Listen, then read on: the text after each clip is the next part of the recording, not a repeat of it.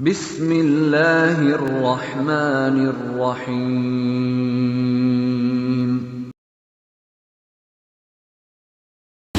Bismillahirrahmanirrahim. Assalamualaikum warahmatullahi wabarakatuh.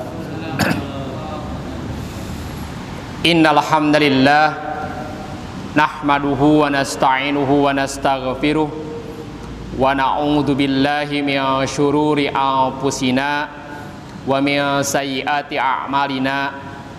May yahdihillahu fala mudhillalah wa may yudlil fala hadiyalah. Asyhadu an la ilaha illallah wahdahu la syarikalah wa asyhadu anna Muhammadan abduhu wa rasuluh alladzi la nabiyya ba'dah. Allahumma shalli wa sallim ala nabiyyina wa rasulina Muhammad sallallahu alaihi wasallam wa ala alihi wa ashabihi wa man tabi'ahum bi ihsanin ila yaumiddin. Amma ba'du. Puja dan puji syukur marilah kita panjatkan kehadirat Allah Subhanahu wa taala. Alhamdulillah, berkat rahmat, hidayah serta inayahnya lah pada sore hari ini kita bisa berkumpul di masjid yang mulia ini dalam rangka mendekatkan diri kita kepada Allah Subhanahu wa taala, dalam rangka thalabul ilmi, mencari ilmu sambil menunggu waktu berbuka bagi yang melaksanakan shaum sunat pada Senin sore hari ini. Salawat serta salam semoga tercurah limpah kepada junjungan kita Nabi besar Muhammad sallallahu alaihi wasallam, kepada keluarganya, kepada para sahabatnya, dan kepada umatnya kita semua hingga akhir zaman. Hadirin kaum muslimin rahimakumullah, pada kesempatan tausiah sore hari ini saya di sini akan mengambil tema tentang fiqhud dakwah. Ada anggapan bahwa berdakwah atau menyebarkan syiar Islam itu hanya tugas para ustadz atau mungkin tugas para kiai. Kita sebagai orang awam tidak perlu melaksanakan seperti itu. Apakah seperti itu? Dakwah kalau diambil secara bahasa berasal dari da'a yad'u da'watan, artinya adalah mengajak. Sedangkan makna dakwah secara istilahan adalah da'watun nasi ilallahi bil hikmati wal mau'izatil hasanati hatta yakfuru bit taguti wa yu'minu billahi liyukhrijun minadh dhulumatil jahiliyati ila nuril Islam.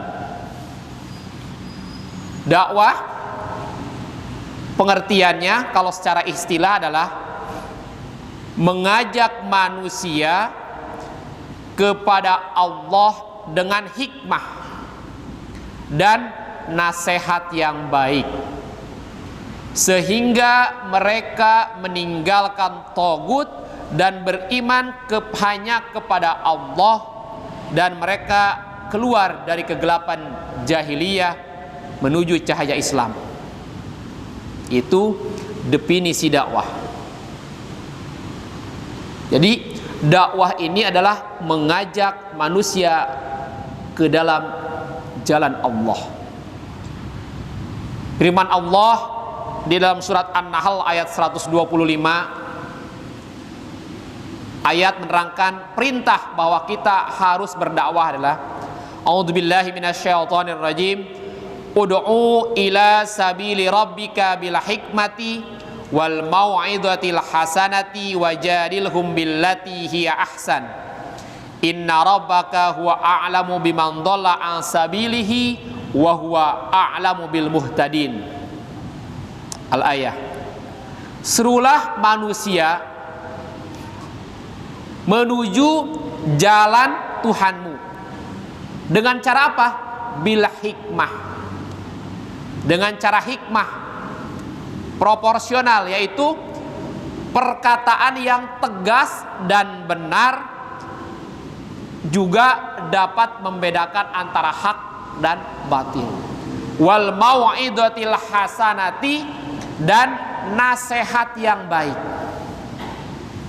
atau pelajaran yang baik. Wajadilhum billati hiya ahsan, dan bantahlah mereka dengan cara yang baik pula. Inna rabbaka huwa a'lamu biman dhalla an sabilihi, sesungguhnya Tuhanmu, dia lebih mengetahui siapa yang tersesat dari jalan Tuhannya, dan dia lebih mengetahui wa huwa a'lamu bil muhtadin, dan dia lebih mengetahui siapa yang mendapat petunjuk.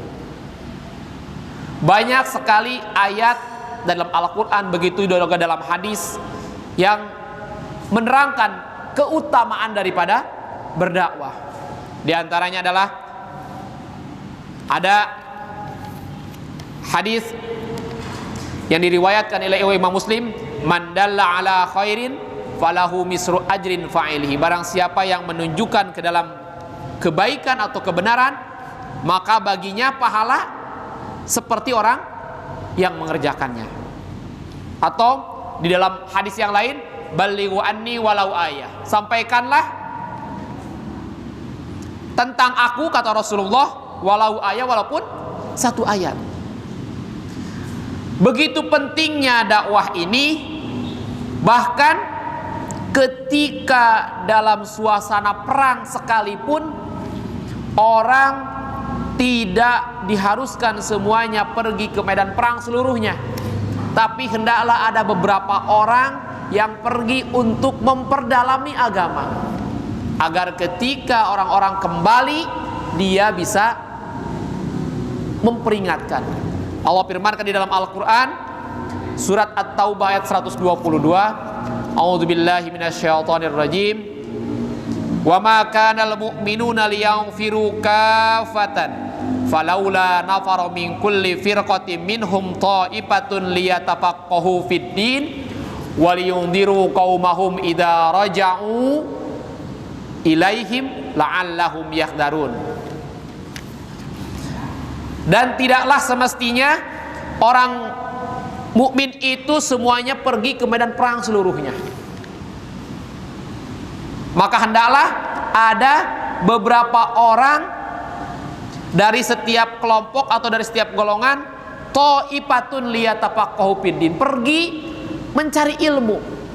Jadi tidak dalam keadaan genting sekalipun kita tidak diperintahkan untuk selamanya pergi ke medan perang. Mungkin Allah perintahkan ada di antara beberapa orang dari setiap kelompok yang pergi untuk menuntut ilmu. Untuk apa?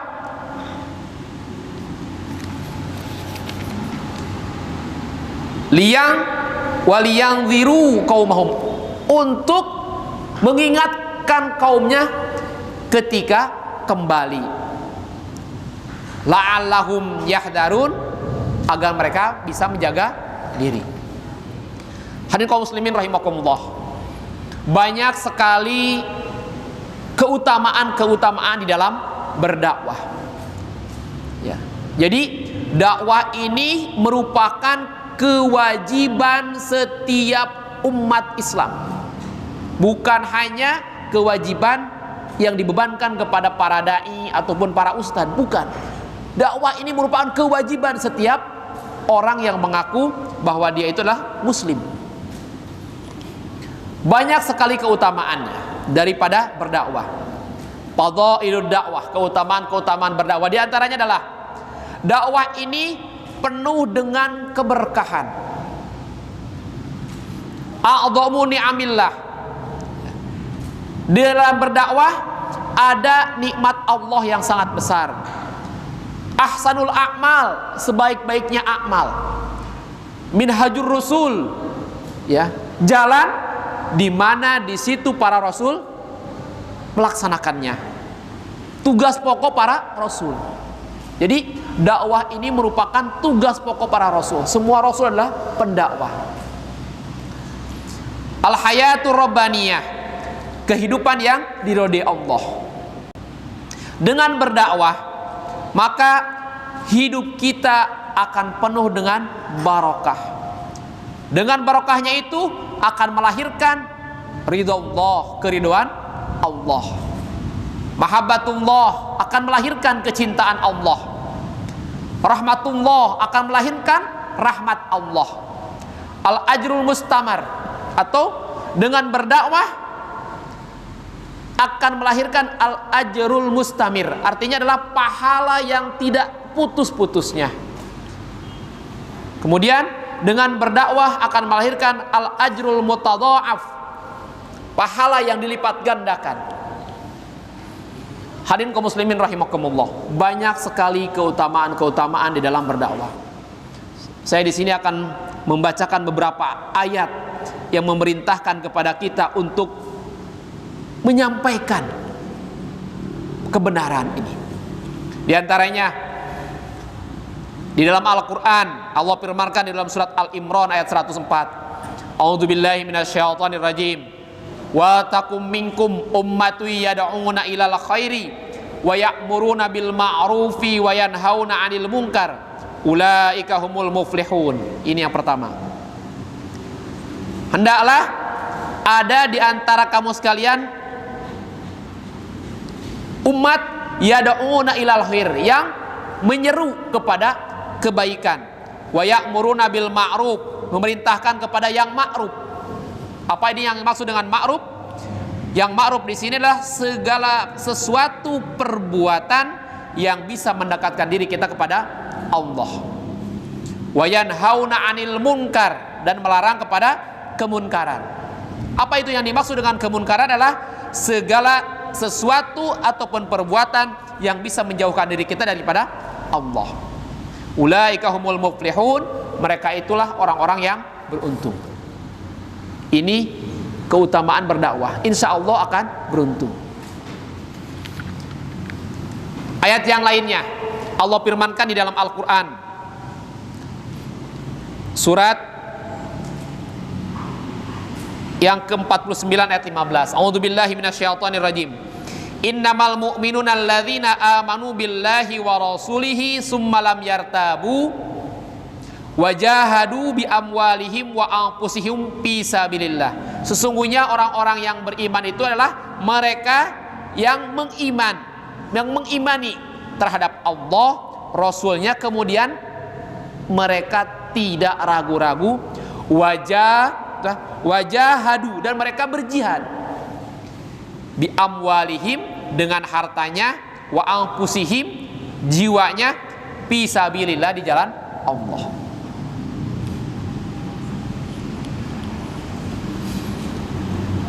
Ayat yang lain, kita ini sedang berjual beli dengan Allah.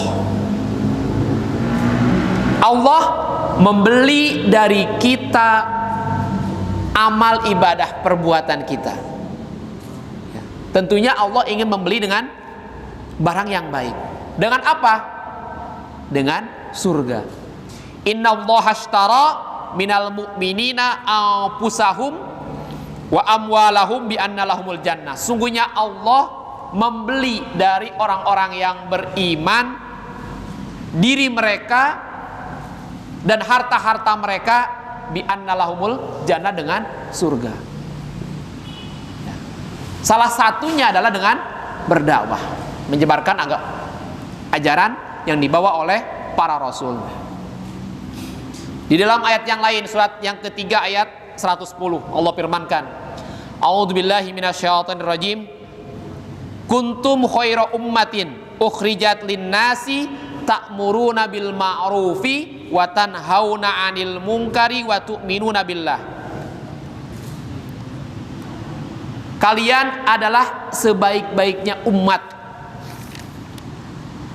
Kamu adalah umat yang terbaik, ya, yang menyuruh kepada kebaikan dan melarang kepada kemungkaran. Wa tu'minuna billah, dan beriman kepada Allah.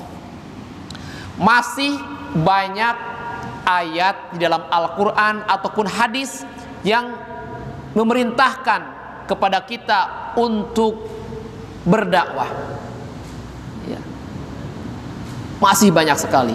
Bahkan ilmu yang kita manfaatkan itu merupakan salah satu yang masih akan tetap mengalir kepada kita pahalanya walaupun kita sudah ditanam di dalam tanah. Ketika kita menyampaikan satu ilmu, satu ayat, kemudian ayat tersebut bermanfaat, maka itu yang masih akan terus mengalir kepada kita pahalanya walaupun kita sudah dikubur di dalam tanah. Idza mata ibnu adama inqata amaluhu illa min salas. Apabila anak Adam telah meninggal maka terputus amalnya kecuali 3 perkara. Di antaranya apa? Sedekah jariyah, ilmu yang bermanfaat ataupun anak soleh yang selalu mendoakannya. Al-hadis. Hadirin kaum muslimin rahimakumullah. Ketika kita menanamkan dalam diri kita, meniatkan dalam diri kita bahwa kita menjadi seorang dai, menyampaikan apa yang dibawa oleh Rasulullah SAW, paling tidak kita harus mempunyai beberapa kriteria. Pertama, di dalam berdakwah kita harus tanamkan, kita harus perbaharui niat kita tentang keikhlasan. Keikhlasan ini harus diperbaharui kita. Ya, ketika kita berniat dalam diri kita bahwa kita ingin menyampaikan apa yang disampaikan oleh Rasulullah, yang harus diperbaharui dalam diri kita yang pertama adalah niat keikhlasan. Seorang dai sejatinya tidak menuntut dengan apa yang disampaikannya itu mungkin popularitas, pangkat, materi. Kalau seandainya terdetik dalam diri kita, kita menyampaikan kebenaran, kita berdakwah, ingin dikatakan bahwa kita ini adalah orang pintar. Terdetik dalam diri kita, kita berdakwah, sambil di situ kita mencari penghidupan. Kita berdakwah tapi juga mencari popularitas, maka hal ini akan menghancurkan amalan pahala-pahala yang kita kerjakan. Kita contoh Rasulullah di dalam berdakwah. Banyak sekali ayat di dalam Al-Quran menerangkan bahwa di dalam berdakwah Rasulullah tidak meminta upah dari mad'unya. Di antaranya Allah firmankan di dalam Al-Quran surat Hud ayat 29. A'udzubillahi minasyaitonir rajim. Wa ya qaumi la as'alukum alaihi malan in ajriya illa 'ala Allah. Ini kata Rasulullah. Wahai kaumku, aku tidak meminta dari kamu sekalian balasan harta. Kata Rasulullah, in ajriya illa 'ala Allah. Sungguhnya yang memberi balasan kepadaku adalah Allah. Ini harus ditanamkan. Di dalam ayat yang lain Allah firmankan di dalam surat yang ke-25 kalau salah ayat 57. Qala ma as'alukum alaihi min ajrin illa ma syaa ayyattakhidha ila rabbih sabila. Di dalam surat Al-Furqan ini. Qul ma as'alukum alaihi min ajrin illa ma syaa ayyattakhidha ila rabbih sabila. Katakanlah, aku tidak meminta dari kamu sekalian ajrun atau upah. Illa ma syaa ayyattakhidha ila rabbih sabila, kecuali aku mengharapkan kepatuhan. Kata Rasulullah.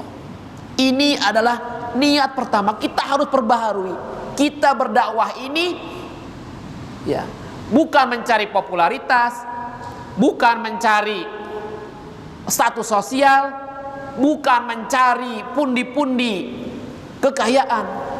Kita harus yakini bahwa kita berdakwah ini merupakan yang memberi ganjaran, yang memberi pahala adalah Allah.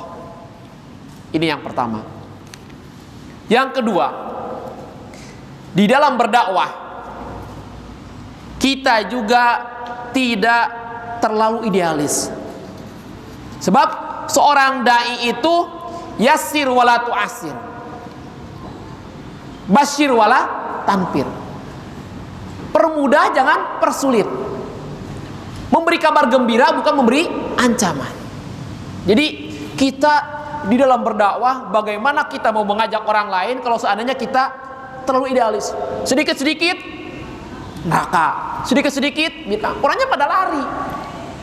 Kita harus punya strategi. Memberi kabar gembira dahulu, jangan ancaman dahulu. Beri kemudahan, jangan kesusahan.